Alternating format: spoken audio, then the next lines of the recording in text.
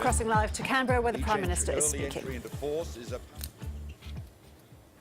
intentions to follow through on their Paris commitments. Almost a year from the Paris conference, it's clear the agreement was a watershed, a turning point, and the adoption of a comprehensive strategy has galvanised the international community and spurred on global action. As you know, we are playing our part with ambitious targets. We are on track to meet and indeed beat our 2020 targets. We'll review our climate and energy policies next year to ensure that we meet, as we believe we will and are committed to do, to meet our 2030 targets under the agreement. Thank you, Prime Minister. The Australian government tabled the Paris Agreement and the Doha Amendment as soon as possible after the new Parliament returned. The Joint Standing Committee on Treaties has recommended ratification after considering the national interest analysis and holding 4 public hearings and receiving almost 50 submissions. The Australian government has determined that ratifying the Paris Agreement is in our national interests and will provide great opportunities for Australian businesses. The global low-emissions economy is estimated to be worth around $6 trillion and is growing at some 4 to 5% per annum. And we believe that through the use of technology and research and science and innovation, there will be many opportunities for Australian businesses, Australian jobs in a low-emissions economy. Australia joins, as the Prime Minister said, 103 other countries at this point in ratifying the Paris Agreement. This accounts for over 70% of the world's emissions, over 75% of the global GDP and 85% of Australia's two-way trade. As I did last year, I will be leading Australia's delegation to the Climate Change Conference in Marrakesh, joined by the Minister for the Environment and Energy, where we will be promoting Australia's interests and working with other countries to settle the rules that will guide the implementation of the Paris Agreement. Thank you, Foreign Minister. Thank you, Prime Minister. The Turnbull government is absolutely focused on the domestic policies to help implement the targets that are agreed at Paris. A 26 to 28% reduction on 2005 levels by 2030. On a per capita basis, that's more than 50% and one of the highest targets in the G20. We have a suite of mechanisms in order to meet that target. That includes the Emissions Reduction Fund, which has been very successful to date with a cost of abatement at about $12.10 a tonne, our renewable energy target, as well as our National Energy Productivity Plan, which is aiming to boost the efficiency of energy use by 40% by 2030. We're very confident, as we have beaten our first Kyoto target, as we're on track to beat our 2020 target, that we will meet our 2030 target with the suite of mechanisms that we have in place, together with the review that we will conduct next year. Thank you.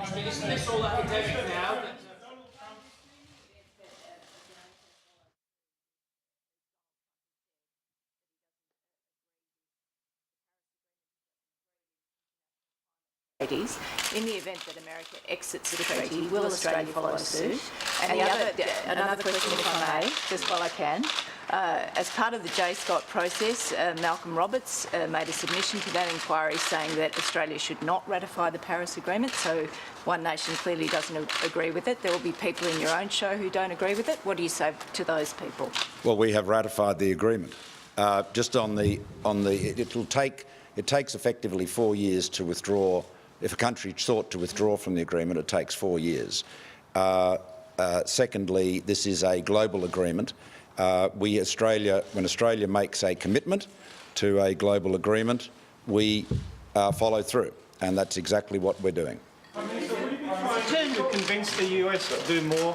Will you be trying to convince the new president to do more in terms of climate technology, clean energy technology? Will Australia be trying to work close with his administration on those issues? Well, we will be working closely with the new administration. Indeed, we've already, as you know, as the Foreign Minister's described, We reached out to the teams of both of the contenders in the presidential election.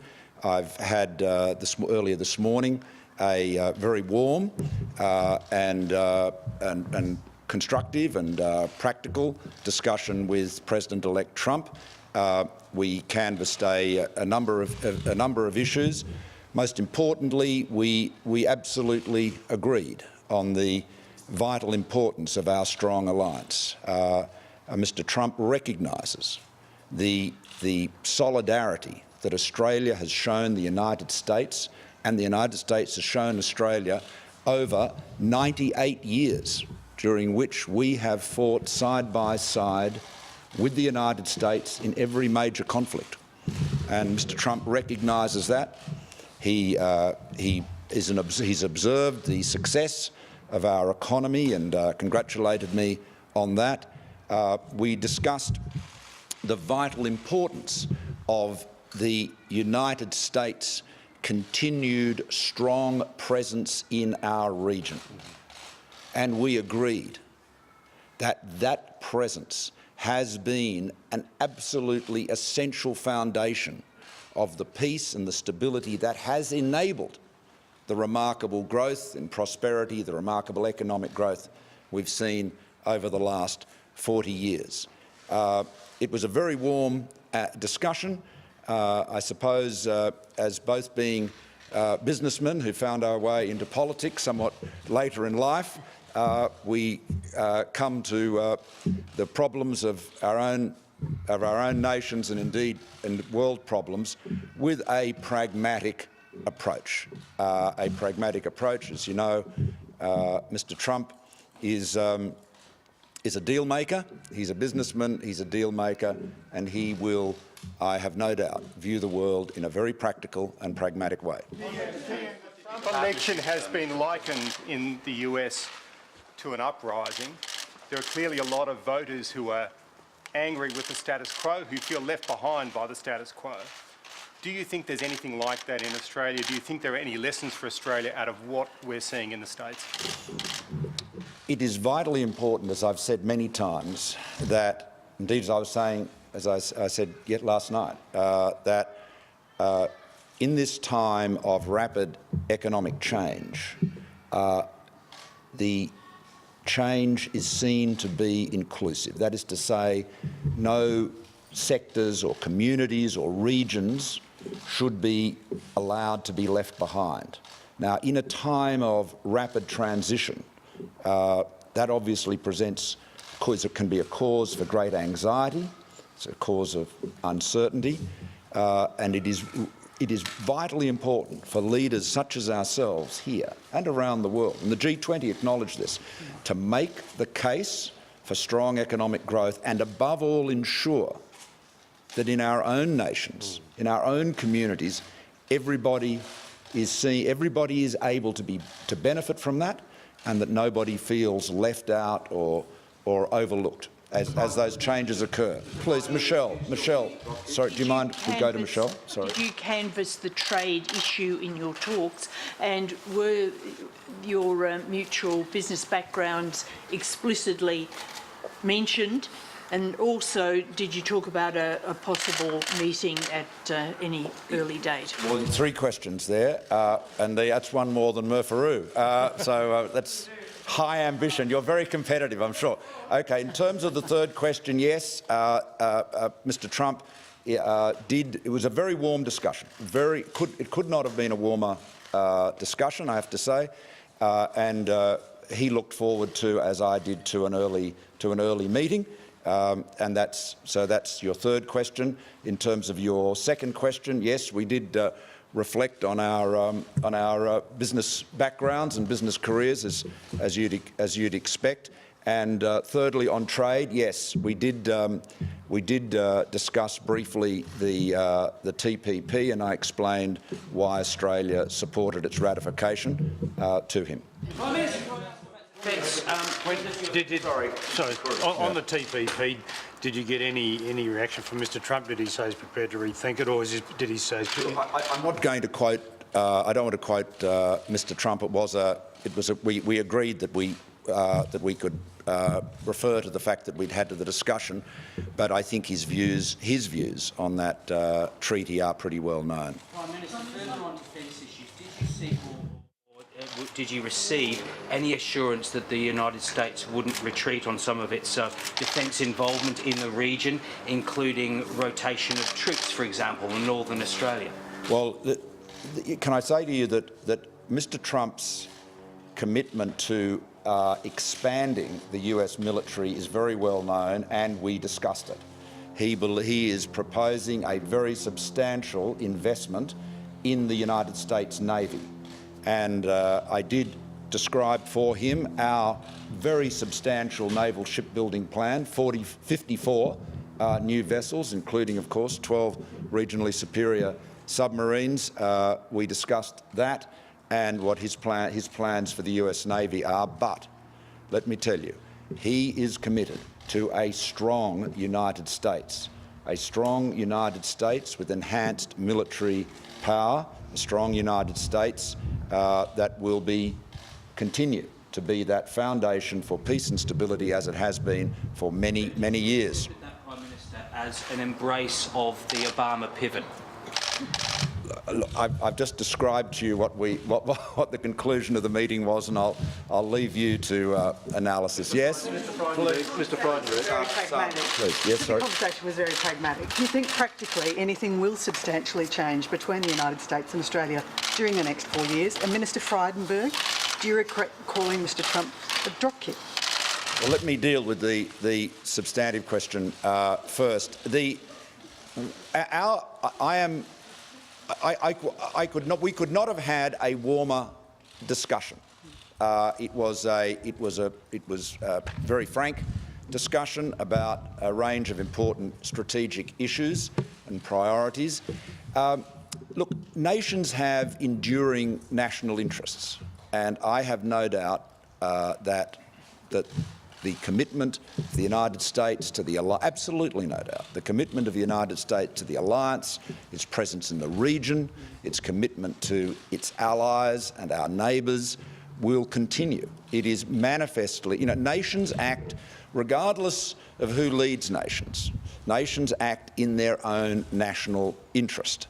And there is a reason why the United States has been such a strong presence in the Asia-Pacific for many decades, and it has been that Pax Americana of the last 40 and more years that has underpinned the extraordinary growth in prosperity, the raising of billions out of poverty. That's been the foundation of it, and that commitment, I'm absolutely certain, will continue. Because it is manifestly in America's national interest. And as I said, one of the speeches I gave last night, as I think Paul Keating used to say, quoting Jack Lang, in the great race of life, always back self-interest because you know it's trying. So I've no doubt that America will continue to act in its national interest. And Sabra, look, in the lead up to the vote, I think the Prime Minister and the Foreign Minister hit the right note, and I concede I probably should have followed their lead. Just on some Australian politicians are now saying, based on Mr. Trump's personality, we should review the US alliance. And on a second, what do you think of that? Secondly, since multiple questions seem to be sneaking in, on the trade issue, did you particularly put the case for Australian farmers and for generally for Australian trade into the US? Well, let me deal with the first point. The Australian-US alliance is a fundamental foundation of our security and indeed America's security. Mr. Trump recognises that, appreciates that, honours that, admires it. So that alliance will be there long after Mr. Trump is no longer president, long after I'm no longer Prime Minister. It is manifestly, fundamentally in the interests of both nations, and that's why it has endured and will continue to endure. Now, turning to trade and the TPP in particular, I make a point of being consistent in my advocacy, and the argument that I've put to American leaders, and I recognise, we all understand the domestic politics of the United States. Let's be frank, both candidates, Secretary Clinton and Mr Trump, said that they would not support the ratification of the TPP, but my job as Prime Minister, Julie's job as Foreign Minister, Josh's job as Environment Minister is to advocate the interests of Australia. We believe the ratification of the TPP is in our national interest. It's in Australia's national interest. We believe it makes, and the argument that we have put to the United States is that it is in America's strategic interest to be seen to be the cornerstone of an important trade agreement in our region, which is based on the values we share, commitment to the rules-based order, commitment to the rule of law. So we believe, and Lee Hsien Loong, Prime Minister of Singapore, made this point very well recently. There's someone said to him, what do you think the Americans should do to underline their strategic commitment to the region? And he said, ratify the TPP. Well, I say we agree with him on that, but ultimately the Congress will make its own decision. Analysts from the US Studies Centre, including some who would be well known to you, have questioned what this means for Australia's relationship with Japan, whether we would continue to pursue closer security interests with Japan, or whether that this would mean a Trump presidency would mean we'd seek to distance ourselves in some way. What's the answer to that question? Well, if the question, you've noted some comments that have been made. Analysts will analyse, they will speculate, they will theorise, and that's good, because we should have a healthy debate about these issues. We as leaders are not engaged in hypothesising. So we have a strong alliance, we have strong relations, strong alliances with important partners like Japan, and we have, what we will continue to do is to work to bring our nation and others with common values, like-minded nations, closer together. Our interest, our only interest, is the maintenance of the peace and stability, the harmony in our region that has been the foundation for such remarkable growth in prosperity. So that's our commitment, but there will be lots of speculation and analysis, and we'll endeavour to read as much of it as we can, won't we, Julie? For years to come. Some of it will prove to be right, some of it less so, but our job is to lead. So thank you very much indeed.